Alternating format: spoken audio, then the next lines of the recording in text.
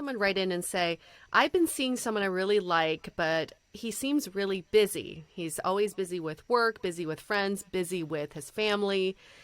Do I say something to him, or should I just wait it out and wait till he's less busy? I've definitely dated someone like that. Whew, In the yeah. past. I've been that person too. Yeah.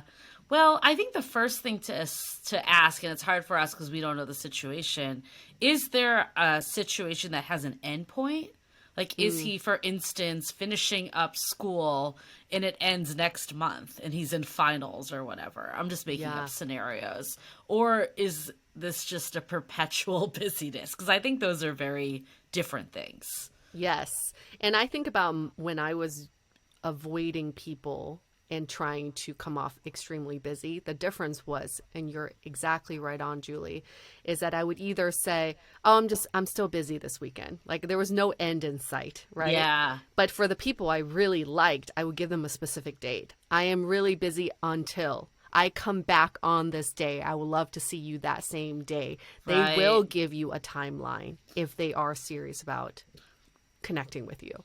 Right. Because I mean, there are periods of everyone's lives. Like, I'm even just thinking about us right now as we're like putting together this program. Like, there's just a lot going on. And if I was in the dating world or with someone that wasn't as established, it might be hard to, make that time commitment. But that being said, like I am still making sure that I have more than ample enough time for my partner current day.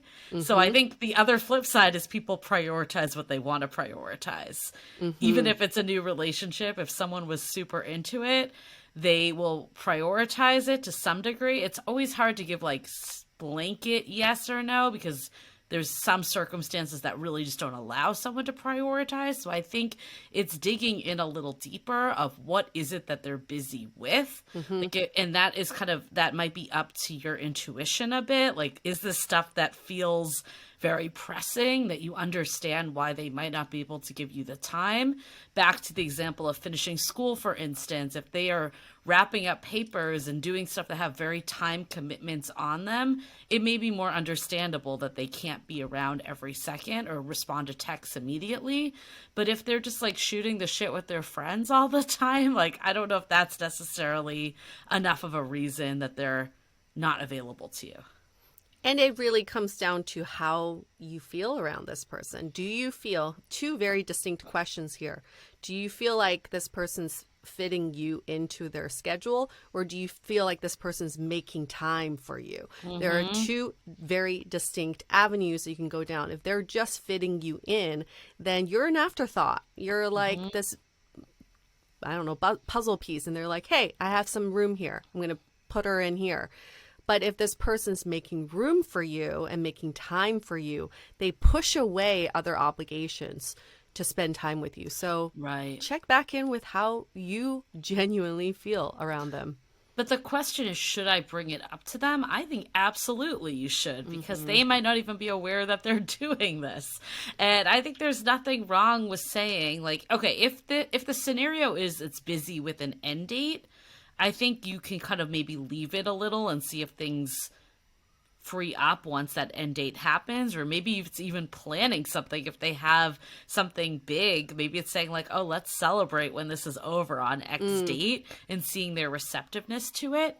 But if this is just a perpetual busy, I think you should have that conversation and say something like, hey, I really like you. I really enjoy spending time with you. Sometimes, though, it feels like I'm kind of an afterthought, or I'm second to other stuff going on.